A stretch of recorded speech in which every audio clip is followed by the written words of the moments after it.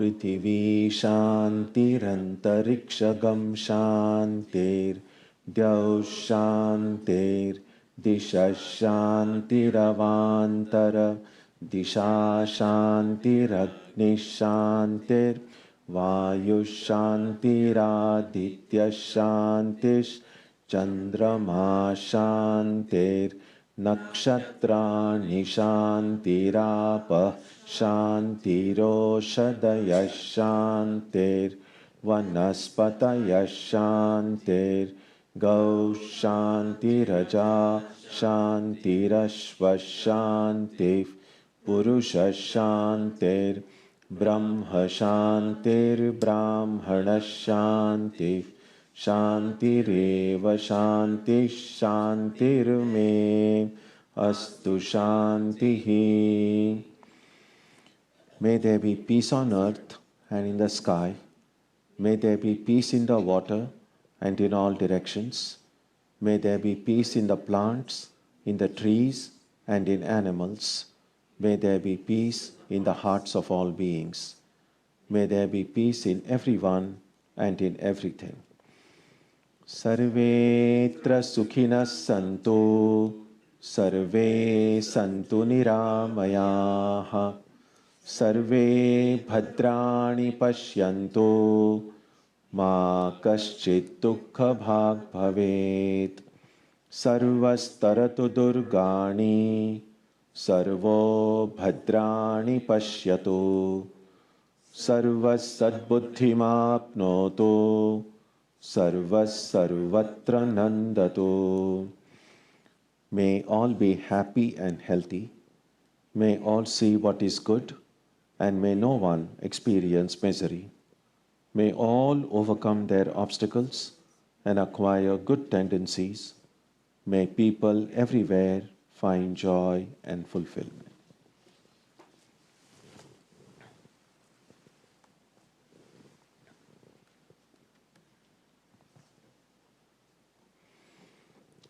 Let us now spend some time touching the center of peace and joy in our hearts. A good way to begin the practice is to withdraw the scattered energies of the mind and bring them to rest on one point. That point can be our own breathing. Let us therefore practice breathing with awareness. As we breathe in, let us visualize that our body and mind are being filled with love, strength, and compassion. And as we breathe out, let us release all the stress, anxiety, and exhaustion in the body and mind. Let us practice this way for a while.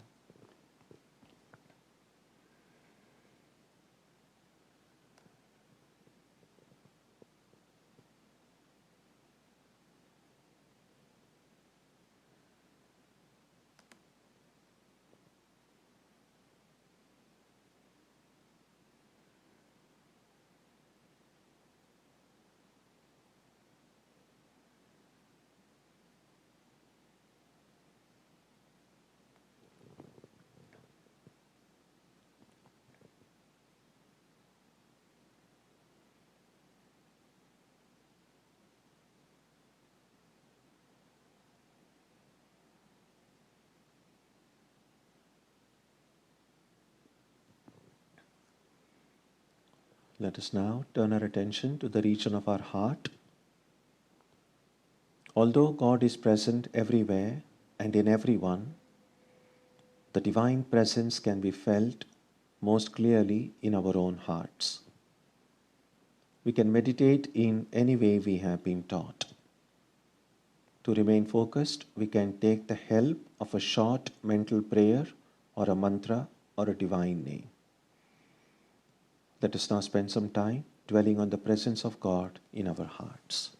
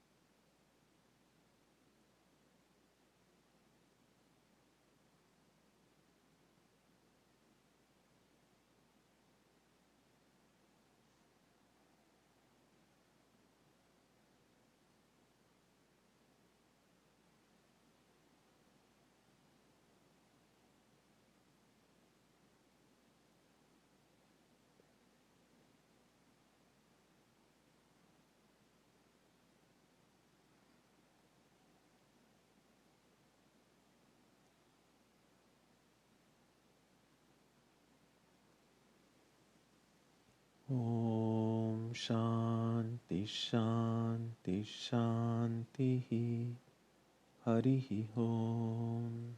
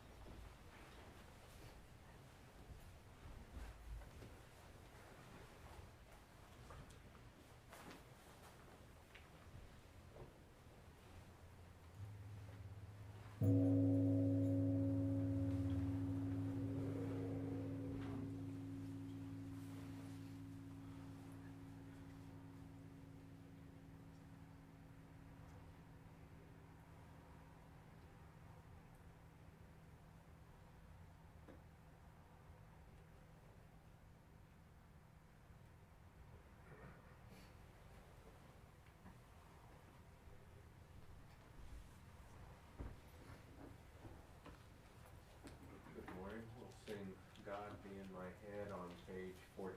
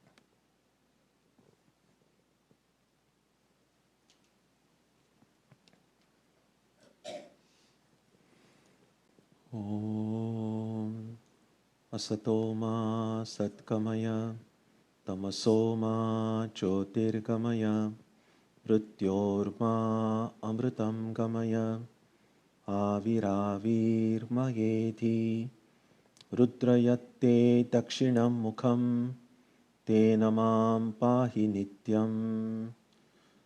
May the Divine lead us from the unreal to the real, from darkness to light, from death to immortality. With the Divine Consciousness, fill our hearts and protect us. Our subject today is the power of intuition. Intuition is a kind of knowledge. It's special knowledge. And so what we will try to do this morning is take a brief look at the process of knowledge itself.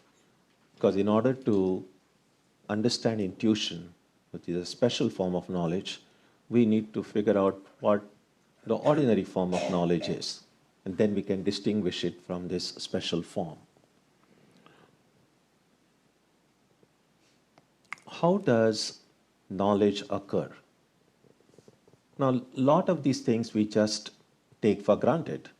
I look at a chair and I know it's a chair. But how does this knowledge of a chair come to me? And clearly, there are many theories about how that knowledge comes. A materialistic understanding would be something that we all learn in just high school in science subjects. So here is this chair and light falls on the chair, the light rays go inside my eyes, an inverted image is fallen on my retina, then the message is conveyed to the optic nerves, then to the brain centers, and then of course we know it's a chair. Now all of the factors involved in this process are just material things. The chair is a material made up of material particles. The light rays which bring that image, they are also material. The eyes, the optic nerves, the brain centers, everything is material. And then of course, although consciousness is a word that gets used anywhere and everywhere nowadays, so consciousness is seen as something that mysteriously happened in the course of evolution. At some point, somehow, consciousness appeared. And so consciousness is often seen as some kind of a byproduct of whatever is happening in the brain. And with all this thing put together, finally I know it's a chair. So that's one explanation. The explanation that's given from Eastern psychology is a little bit different. For one thing, in both psychology and of course later even in spiritual traditions, they accept that there is something more in our personality, more than just these physical organs that we see. In fact, for some time, these hardcore materialists did not even accept psychology as a form of science, because psychology deals with mind, and there is really no proof that the mind exists, because it's not something that a surgeon finds when the body is cut open. So some amount of faith was necessary to even assume the presence of the mind. But by and large now, the times in which we live, people may not be too sure about what exactly the nature of the mind is or where it is located, but psychology has acquired a status to be considered a part of science. So mind is somehow accepted, although the nature of the mind is still very unclear. Sometimes the mind is considered just identical with the brain, just another name for brain, and so on. So how does Vedanta look at all of this? Vedanta clearly uses the psychological theory put forward in the Eastern traditions. And so they see clearly that there is something called the mind, which is distinct from the physical body that we are aware of. That the mind is not identical with the brain, but whatever happens in the mind may have its correlates in the brain. But that doesn't mean the two are same. Because sometimes nowadays people have found that, well, there are certain brain centers which control emotions, certain brain centers do this, and so there is a lot of research being done. But just because if certain parts of my brain are touched, certain emotions are noticed or can be created or subdued, that does not necessarily and automatically imply that emotions are generated in the brain or thoughts are generated in the brain. As sometimes they say, correlation is not same as causation. So just because two things happen and are seem somehow correlated, that does not necessarily imply that one is the cause of the other. And so Vedanta does accept that there is a separate entity called the mind, which is separate from the brain. Now, the mind is also material, except that it is made of very fine matter, very subtle matter.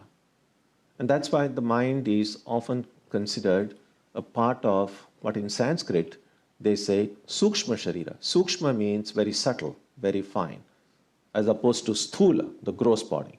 So this body, of course, I can see with my eyes. The Sukshma, the fine part of my personality, cannot be something seen with my senses. So let's dwell a little bit on what the mind and what the subtle part of my being is. So there is the mind, and then there are the senses. The senses are often described as senses of five. The sense of knowledge is that through which we see, hear, smell, touch, and taste. And it might be tempting to immediately say, well, this is my sense of perception. And actually it is not. Now this is the doorway. This is the physical organ, the eye, and this is the door through which seeing occurs. But this itself is not the sense of perception. The sense of perception, as understood in Vedanta, is the potentiality to see. And because of the potentiality, it's not really part of the physical body. We know that if a person loses their sense of sight, it doesn't necessarily mean the eyes vanish, or even the eyes have to be closed. It's possible for the eyes to be just open, and yet the person may not see anything. A person who is deaf, the ears are still there, just the person doesn't see. So it's not so much about the physical organ, but the potentiality. So that is what is meant when the word sense organ is used in Vedanta. Which also means that senses don't die with death. So this is not really what we're going to discuss today, but just as a footnote, death is only the death of the physical body, the gross visible part of me. So when death occurs, the mind does not die. The senses don't die, because they all are part of what's called the Sukshma Sharira, the subtle body. So the senses through which get all the information from the world, they are called senses of knowledge. In Sanskrit, it's called jnana is knowledge, indriya. So they are called jnana indriyas. All of the knowledge of the world around us that we get primarily comes through these five senses we have. Through the all the sights, the color, the form, the sound, the different smell, the sense of touch, and of course the different tastes. Swami Vivekananda said that if we were to develop, say, an extra sense, say a magnetic sense, or a sense which could sense electricity, the world will change for us. Because right now, even around us, there are these magnetic forces, but we don't have a sense to catch those magnetic whatever vibrations or force. I don't have the right terminology. But because we don't have a sense to catch that, the world appears different to us. Even the senses that we have are very limited. We know that, for instance, a human ear can grasp or capture only certain sound frequencies. It's a broad spectrum, and we can get only a small spectrum of it. A dog, for instance, the sense of smell in a dog is several thousand times more powerful than in human beings. And so the world that the dog sees is not exactly identical with the world that you and I see. Maybe, again, it's only a speculation. I don't know what the dog sees, but it's possible that smells are like a major factor in a dog's world than they are in our world. So the world that we see, the knowledge of the world that we have, is directly related to the senses that we have and the ability and the power of the senses that we have. So knowledge comes to us through these senses, and then it's processed by the mind. All knowledge, Swami Vivekananda describes it several times in his lectures and writings. All knowledge is in some way a form of classification. That is, whenever we see something, we give a name to it. So if I see a chair and I've never seen a chair before in my life, well, I will see an object and I will say, this is something, because I'm seeing it. I may not have a name for it. So there are two kinds of names that things have. One is a generic name, a universal name, and one is a special name. So anything and everything in this world can be referred to as either this if it's nearby, or that if it's far away. And that this or that can apply to just anything, living or non-living. But if I know a special name, like this, the chair. So once I know that this form and this color and whichever way it is, that this is called a chair, so this information gets stored in my mind. Now, I'm pointing it here, but keep it in mind. This mind may not be the thing here. So it gets in some pigeonhole, it says, oh, this kind of an object is called a chair. So next time, when my senses bring information about a similar looking object, it immediately scans all the database and says, oh, yeah, this is the chair. So I'm able to then identify it. Same as when we meet people. Once I know a person, and if that person had made a sufficient impression on me, then that person's face, name, and whatever other characteristics get pigeonholed. And next time I meet the person, I say, oh yeah, we had met 6 months ago. Now how do I know it's the same person? Because I'm able to find the category and the pigeonholing in my own mind. So knowledge, broadly speaking, can be considered as just a form of classification. And we know that the better the classification is, the easier it is to know things. If you have a lot of scattered papers and documents in your room and you have not filed them well, then it's very difficult to find when you want something, because they're just kind of scattered everywhere. Same thing with regard, nowadays very few people use actual paper, so it could be just electronic documents. And again, even these documents in your computer, if they are not being, you don't have a proper directory, proper folders and everything, then nowadays there's pretty much good search engines within your computer, so it might not be too difficult. But again, if you don't even remember what the name of that file is or what the contents are, then it's pretty much lost. And so if there is a better filing system within our mind, then we have a better possibility of getting a more clearer knowledge. The mind itself is often seen as having several different functions. So primarily there are three basic functions that the human mind has. One is what can be called the cognitive function, the ability of the mind to apply logic, to apply reason. And so when the mind is doing that, in Sanskrit, they often use a special word. They call it buddhi. In English, we simply sometimes say intellect. Now, intellect, the mind, the memory, and the heart, now all of these, lots of different names are used. And again, because this is also subtle, people have a different way of, everyone may have a different take on how and where these different parts are located. And Vedanta doesn't see these as different parts as much as different functionalities. So there is this inner, subtle part of me. And because it is inner, the Sanskrit word for inner is anta. And because it's not me, just an instrument, it's called karana. So the inner instrument is called antakarana. So that's the word.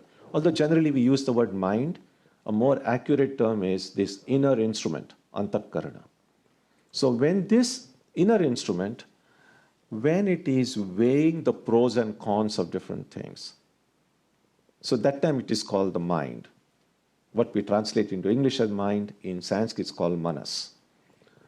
Then when that same mind arrives at a decision, makes a certain definitive conclusion, the determinative faculty, then we call it the intellect or the buddhi.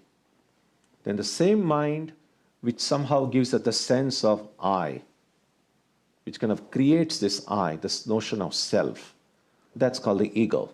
Aham kara. Aham means I.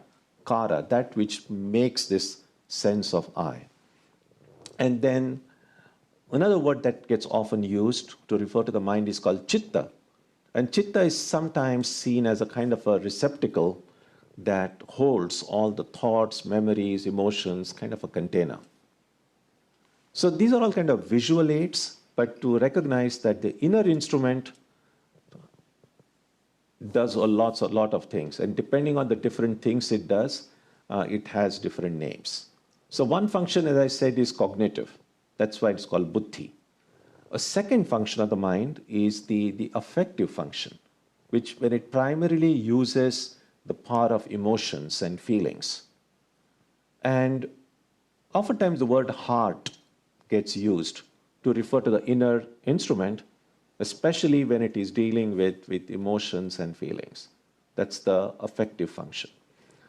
And the mind also has a third power, the cognitive, which is where it's the power of the will. The will power, that's another function of the mind. And the four yogas that Swami Vivekananda categorized all spiritual practices into are based on these three primary functions of the mind.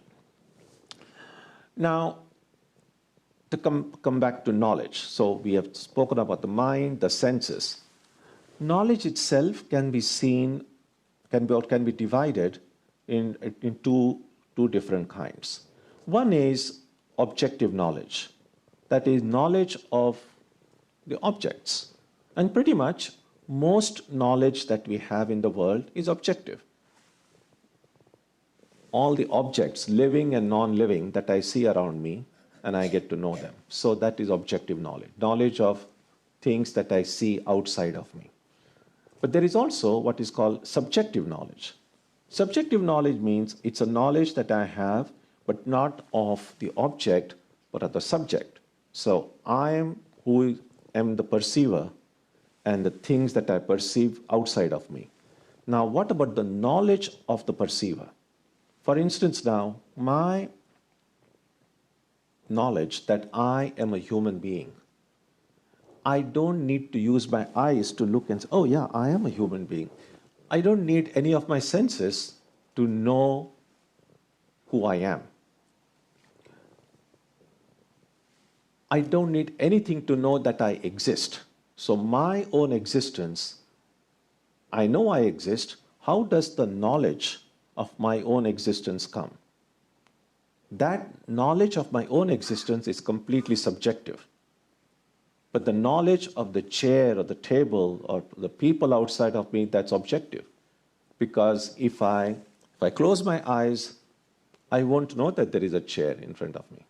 So that's one way knowledge gets divided, subjective and objective. A second way knowledge can be divided is what they call in Sanskrit paroksha and aparoksha. Aksha means the senses. So paroksha means the knowledge that comes through the senses. And aparoksha means without the senses. So now again, most of our knowledge, almost all of the knowledge that we get on a daily basis is paroksha. It comes through, mediated through the senses, which is why if I have to see something, my eyes have to be open. If my eyes are closed, all the color and form, all the visuals are shut out. If I have a good pair of noise-canceling headphones, the sounds are shut off,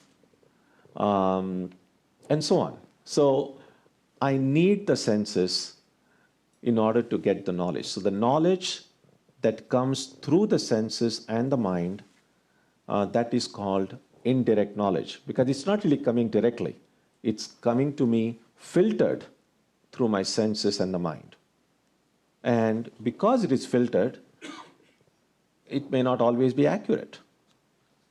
Depending on the power or the defects in my own senses and in my mind, the knowledge that I get is always colored.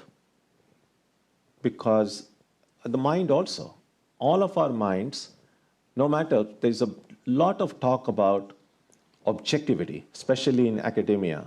A lot of scholars think they are being very objective. The truth is, nothing is objective, because whatever knowledge scholars get, it is getting filtered through their own minds. And their minds are not clear. Everyone's mind is influenced by a bunch of experiences they have had, the information they have gathered, and so on. So our mind already has inbuilt biases and prejudices. And therefore, 10 people might see the same thing, and then you ask them to describe it and write a piece on it, you will see that those pieces may not be exactly identical, because whatever knowledge we get is being filtered through our senses and the mind, and the senses and the mind are not clear. They are not transparent. They have different shades, and therefore the knowledge that we get is already shaded in many ways.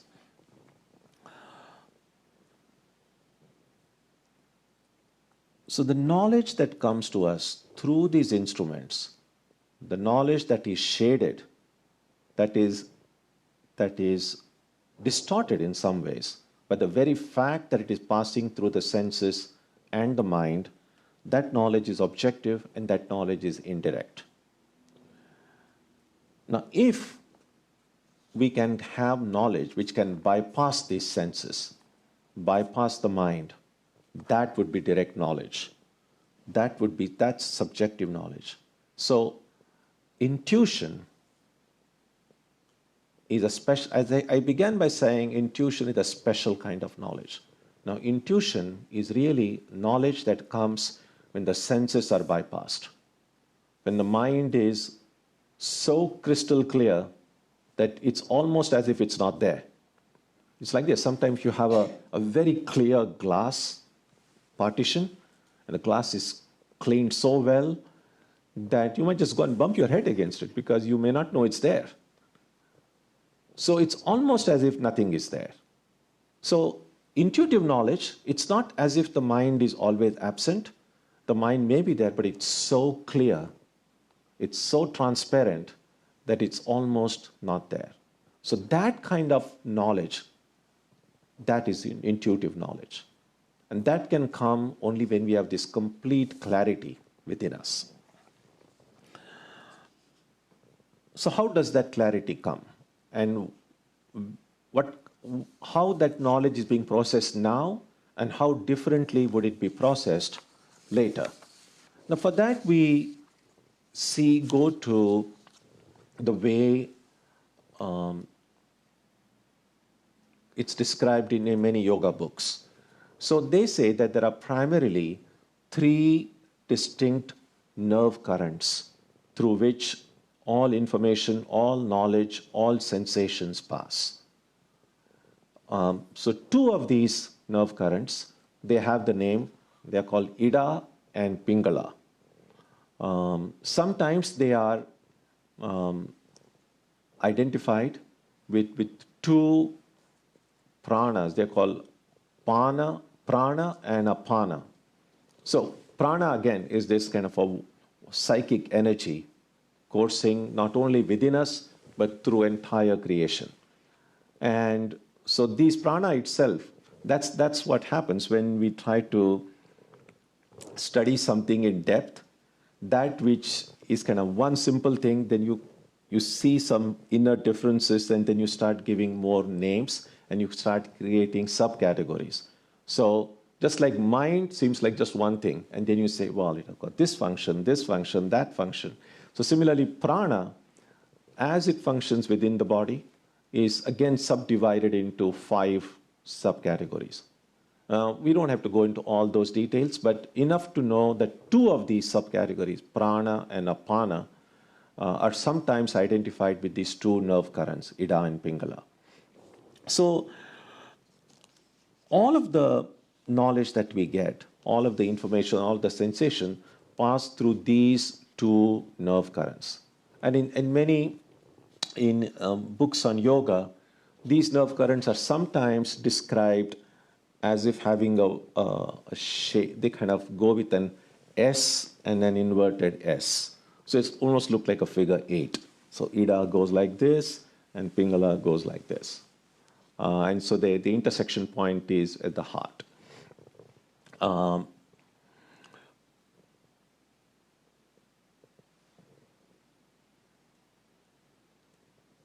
The knowledge of the external world, as well as the knowledge that we have when we try to meditate, all of these, both external and internal knowledge in the early stages, is really passing through these 2 channels, Ida and Pingala.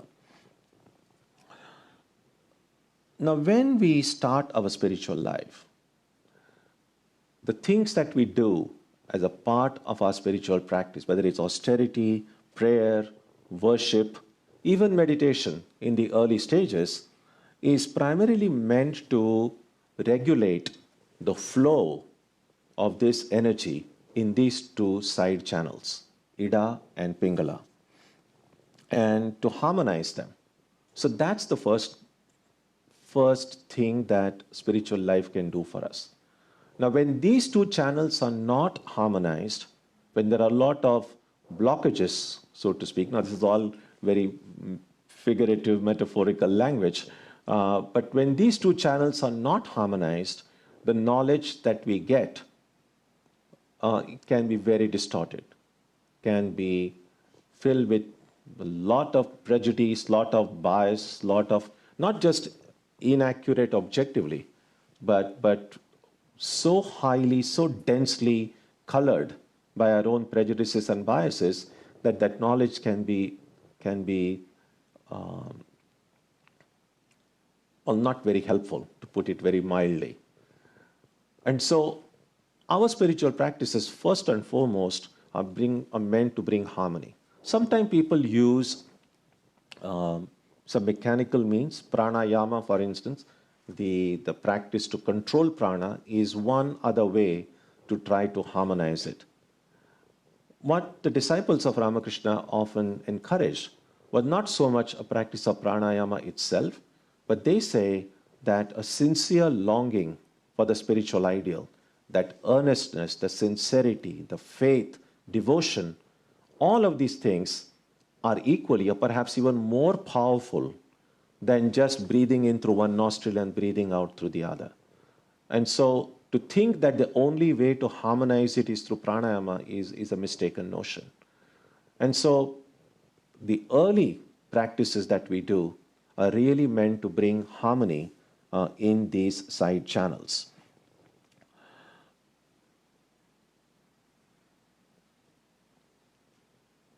When these two side channels are not in perfect harmony, we will see that when we try to meditate, and we often experience that the object of our meditation is not very clear. Oftentimes our teachers say, visualize the deity or the divine that you are meditating in your heart in a certain way. And sometimes the visualization comes easily, sometimes no matter how hard we try, we are not able to do it.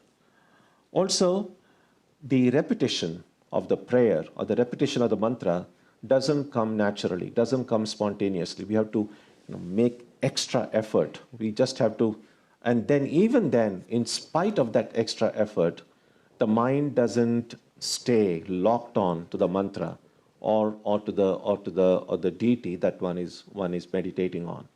And the reason why it's not so natural and easy and spontaneous is because these two side channels, Ida and Pingala, are not in harmony. And that's why,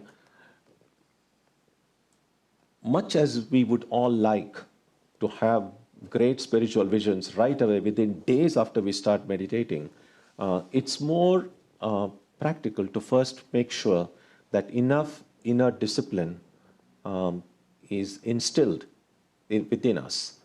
Because that kind of inner discipline, that earnestness, that faith is what will bring these two channels into harmony. And when that will happen, meditation will become a little bit more easy. Until that time, it is going to be a struggle. Now, when these two side channels are in harmony, then we will see that the mind becomes calm and steady. Now, sometimes we might see it's not as if our minds are like always turbulent or always calm and steady.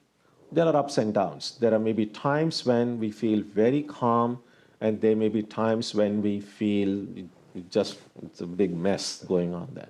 It's sometimes like, I sometimes think about when you're out driving, and nowadays people earlier used to speak about this is a rush hour, and the roads are going to be crazy. And sometimes the roads are just fine to drive on. And nowadays we find, well, no matter, especially in Boston area, no matter when you go, it's always crowded. But then, occasionally, suddenly you will find, oh, the road is very clear, I'm able to drive. So it's very unpredictable. And that can sometimes happen within us. So sometimes you suddenly feel, oh, it's so calm and peaceful. And suddenly you find it's very disturbed. So we might experience occasional harmony and peace, but it's very unpredictable. But when that harmony is restored through this inner discipline, through faith, love, devotion, and so on, then we will find things calm down. Then it's very harmonious. Then it's not as unpredictable as it used to be. And what that does is when the mind is calm, it produces a better knowledge of the external world. We'll acquire a greater clarity. We are still operating through these two channels. I haven't yet gone to the third channel yet. But when these two channels, Ida and Pingala, are in harmony, the mind will be calmer, there'll be a greater steadiness within us. If you read something, it will make more sense, and I will be able to retain it in my mind longer. If I have a conversation with someone, my mind will stop wandering here and there. I'll truly be able to focus better in my work, in my conversations. I'll be able to, everything. The quality of life will improve in every way when when the two channels are in harmony. In meditation at that time, the image that we are trying to meditate on, what we are trying to visualize, that can become very vivid. And the repetition can also become quite effortless. But that's a good sign. It's a sign that the two main channels through which all of my thinking and feeling occurs, they are in harmony. But I said there are three channels. And the third channel is called Sushumna. Now, if these two channels are called side channels because they kind of go along the sides, the third channel, Sushumna, it actually goes straight along the center, right along my spinal column. Now, what the books say is that in most people, the central channel is almost always closed. Sometimes it may have a kind of a small opening, and sometimes whatever energy or whatever flow that is occurring through the side channels may sometimes occur through the central channel. And whenever that happens, that is when we feel that exceptional feeling of clarity within us. That is when sometimes people feel a sense of upliftment, which is qualitatively deeper, qualitatively better than the general sense of upliftment we might feel at other times. And that's because sometimes some of that psychic energy, which has all along been traveling along the side channels, somehow finds a little bit of an opening and goes to the central channel. Now, whatever knowledge occurs, when this psychic energy, when prana flows through that central channel, that is intuitive knowledge. And so a major breakthrough in spiritual life comes only when that central channel is opened. So if the cognitive faculty, the faculty through which knowledge comes, is called buddhi, in Sanskrit sometimes they assign a different word, a special word, when that same buddhi, that same intellect has become even more clear, has become even more transparent. And that happens when that prana moves through that central channel. And the word that gets often used in Vedantic texts, they either call it medha for that word, or they use the word dhi. So buddhi and simply dhi. Now some of you, and many of you probably, are familiar with that, one of the most ancient prayers called the Gayatri prayer. And in that Gayatri prayer, it ends with Dhiyo Yonaf Prachodayat. May this dhi, that power of intuitive understanding, may it awakened and may it guide my understanding. So in the Vedic system of education, that was several centuries ago, several thousand years ago, we read in the books that when a student went to a teacher's place to study, there were no schools and colleges the way we have it today, so students had to go to a teacher's home in order to get knowledge. And the very first thing that the teacher taught the student, even before giving any lesson, there were no books then to read. The teacher said, here is this prayer, gave that Gayatri prayer, chant this prayer. And there were certain disciplines along with that. So what that prayer was meant to do was to awaken the power of intuitive understanding in the student. The idea was only when the awakening of that power of intuitive understanding, whatever lesson the teacher will give the student, the student will be able to understand not only the words, but the spirit that was animating that lesson. And that is, in some ways, we could say, if we look at this whole process of knowledge through this lens, that seems to make much better sense. And from that lens, our present day present system of education doesn't make too much sense. Too much sense I say this because of this reason. Right now, we have a lot of access to information. There are lots of books. You don't even need books nowadays. You just go online. And we don't have time enough to read the material out there. So we have access to information, but the system itself does not provide us the tools or the expertise to train the mind, which is supposed to process all this information. So we have information before the ability to process it. And that's not only not helpful, but it's actually positively dangerous. It's like giving someone, it's a sad thing. If we make guns too easily available and not give people enough training to know how to use a gun and when to use it, then we are in deep trouble, which we already are. And so this is like this. So now we have all this information, but not every one of us has the tools to know what to do with this information, how to use it, when to use it, which of this information is really useful to me, which of this is total junk. So we don't have the tools to know this. And there's nothing that you and I can do to change the system. We are in the system. So what we can do is, can I do something by which, while being in the system, I can find my way out of it? And that's what Vedanta expects its students to do. That right now, yes, there's a lot of information we have. Much of the information we have, hopefully, we have been able to process. A lot of the things we have not been able to process. A lot of the things we know somehow don't seem to make sense.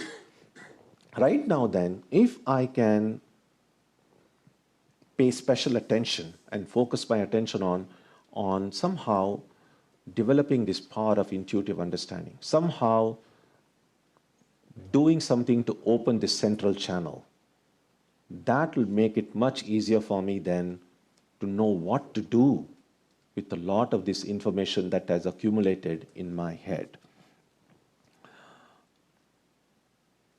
So put it very briefly again, all of the practices that we do first, we are expected to bring the two side channels into harmony. When that happens, we get enough clarity to not only live in our day-to-day life in a wise way, but also then to find joy inside our heads, inside our heart, as we practice our spiritual life. But the more then we continue to intensify our practice of prayer, our practice of moral disciplines, living according to dharma, and of course, pray for divine grace. So all of these factors then eventually will open up that central channel. So the intensification of our own spiritual practice is what is needed to open that central channel. And what exactly happens, how that knowledge occurs when the central channel opens, that gets described in, again, it's a very symbolic, metaphorical language. And that itself has its challenges. Because our minds haven't become clear yet, sometimes the symbols themselves, we may not understand, or we may misunderstand what those symbols are. So one of the symbols that is often used for this psychic energy is the serpent. And the word that gets used in Sanskrit for that is kundalini. Now, kundalini means that which is kind of coiled up. Now, a serpent or a snake, uncoiled can be pretty long, but if coiled snake can occupy a much smaller space. And so that's essentially what it is seen. All the psychic energy, which is kind of coiled up, it's not yet been unleashed. And so then once the central channel opens, then that psychic energy begins to move. Now, this is only a symbolic language. There is no serpent inside. So sometimes the serpent has created a lot of problems. So that's the problem with all symbols. Sri Ramakrishna often describes about the different ways. There is no one fixed blueprint about how that knowledge is going to occur, of how exactly, when the central channel opens, what is going to happen. Any number of things can happen. Sri Ramakrishna says sometimes that prana through the central channel can go like an ant, gradually crawling up. Sometimes it can go like a snake, sometimes like a bird hops onto one branch and the next branch. So there is, again, no fixed way to know how this prana will move through the central channel. And so the easy solution is, don't bother about it. I say don't bother about it because all that we need to do is take care of the means. If we take care of the means, the end will take care of itself. Otherwise, if all the time we are concerned about how far is my prana come, is it going like an ant or is it going like a frog, we are getting completely sidetracked. In fact, here is something that actually happened some years ago, quite some years ago. So I haven't seen it myself, but I've heard it from of our elderly monks in the order. So this happened long before I joined the monastery. So here was this one novice who had joined in Calcutta, Belur Math, our headquarters, and he was very eager to have, and which is good, which is what we are expected, that we must have this hope that we will be enlightened soon. And so this young novice would go sometime very early in the morning, even before the temples were open, before anyone was up, 2 o'clock, 3 o'clock in the morning, and before the temple doors were open, he would just go and sit outside and spend long hours meditating. And then one day, finally, he thought he had made a breakthrough because he actually felt the prana rising. And then he had heard about the central channel, and he actually found it going along the central channel, rising. And he's with bated breath. He's now just thinking about, okay, now how far it has come. So it almost came almost halfway up. And then he's hoping, because the books describe that the prana goes up, and when it reaches this topmost part, then you get samadhi. So he's just waiting and watching when it will go. And somehow, after going halfway, instead of continuing to go up, the prana made a 90 degrees angle and started going sideways. And he was like very confused. Like, this is not, no books have this said prana suddenly turns and goes sideways. Until some time, then he kind of reached out behind and just found it was actually a real ant that was going up. So that's why I say, don't bother about Kundalini, don't bother about any of these things. Recognize that this is the principle, that if I hold on to a life of truthfulness, honesty, goodness, unselfishness, if I have genuine love for God, if I learn truly to surrender my ego, if I do whatever instructions my teacher, my spiritual teacher may have given me, then all of these things will happen. Because the moment I start looking at these things, my meditation has really stopped. Because nowhere we were told, keep on looking how far your prana has gone. We don't have to worry about it. It'll happen on its own. So when that power of intuition awakens, that is when genuine spiritual experiences occur in our life. Now, in our spiritual struggle, we will have many kind of experiences. Again, there is no hard and fast blueprint about it. No two people might have exactly same stages in their spiritual lives. And sometimes it's not easy also to know which of my experiences are genuine and which of my experiences are good experiences, but who knows whether they're genuine or not. one thing we can say very broadly is this, that every genuine spiritual experience will leave behind a permanent, indelible imprint on me. It will bring about an irreversible change in my personality, in my life. Some real inner transformation. When that happens, then that is the sign that that experience was genuine. Now, in addition to that, oftentimes in life we might have many good experiences. Sometimes people have reported seeing some divine images or some wonderful teachings come to them through dreams, or sometimes of just a sense of well-being, which is good, because those things are at least a good sign that my samskaras are getting purified, that I'm on the right track. But not every thing that I might see, or every vivid image I might see in my meditation or in my dream, should we immediately jump to the conclusion, oh, this is something profound samadhi I had. Again, a small bit of practical tip would be, whatever experiences we might have, I think it's just good to be just skeptical about it. I say that because if it's a genuine experience, your being skeptical about it is not going to make it less genuine. So if it is a genuine experience, it is going to have its effect on you, whether you believe in it or not. On the other hand, if it's not a genuine experience, and if I think it's genuine, then I might be deceiving myself. So the best way to protect ourselves from self-deception is to have a form of healthy skepticism about all of one's experiences. And then, of course, if we notice that things have improved, that means something deeper has occurred. It was not just a kind of a momentary feeling.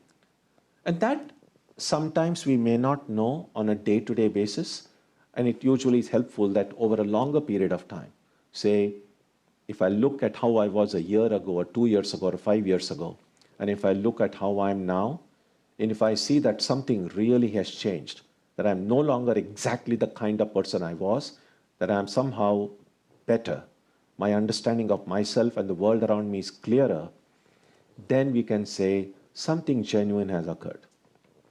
So it's better to overlook the general ups and downs we might have in life, just kind of rise above them and keep our mind focused on that ultimate goal. So these are a few of the thoughts about intuition or dhi that are helpful to keep in mind, and to recognize that we have to purify our hearts, and when that inner purity reaches a kind of a tipping point, that's when this real awakening takes place. And in some sense, spiritual life in a deeper sense begins with that inner awakening. If we must make a distinction between religion and spirituality, I'm not too fond of it, but if we must do it, then we could say that only when that central channel opens, that is when spiritual life, in a more intense sense, begins for us. Until that time, we have to use our willpower, we have to follow all the do's and don'ts, we have to follow whatever needs to be followed, follow the path of dharma, and then arrive at that point where we don't have to follow the rules will follow us. That's essentially what happened. When we are acquired enough discipline in our lives, then we don't have to consciously follow the rules, because the rules have become so part of our very being that in spite of ourselves, whether we think about it consciously or not, the rules will get followed anyway. That's the idea.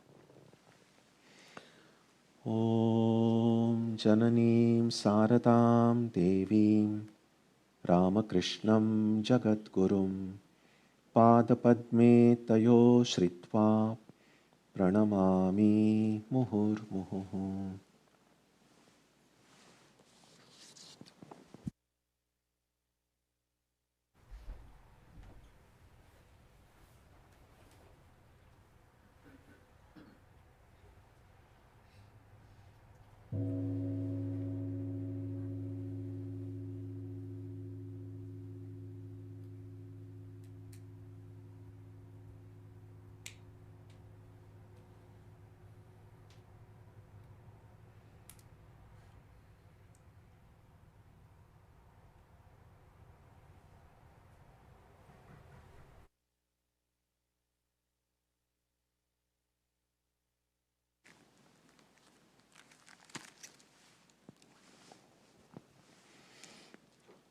Next Sunday, we'll have Antar Yoga, as we do every month.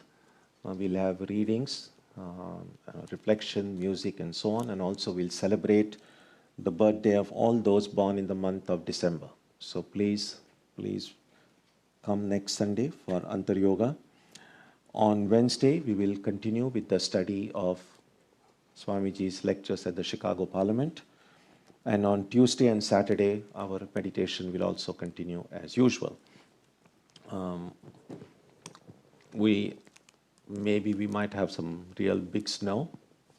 And going forward, of course, for the next 3 or 4 months, in general, I would suggest that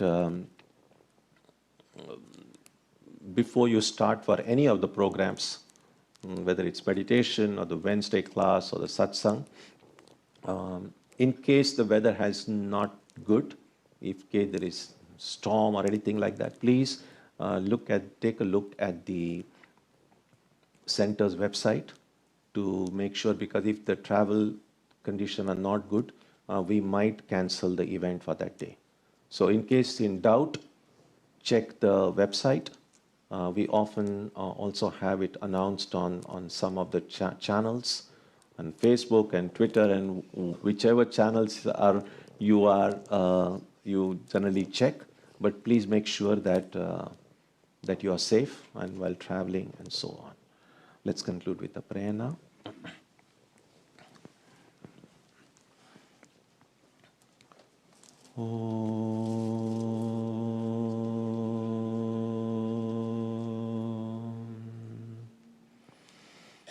May the Divine Being, who is the Father in heaven of the Christians, Holy One of the Jewish faith, Allah of the Muslims, Buddha of the Buddhists, Tao of the Taoists, Ahura Mazda of the Zoroastrians, the Great Spirit of the Native Americans, and Brahman of the Hindus, lead us from the unreal to the real, from darkness to light, from death to immortality. May we be granted strength, freedom, and clear understanding. May we learn to see God in our own hearts and in everyone around us. May God bless us all and fill our hearts with gratitude, grace, and love. Om Shanti Shanti Shanti. Peace, peace, peace be unto all.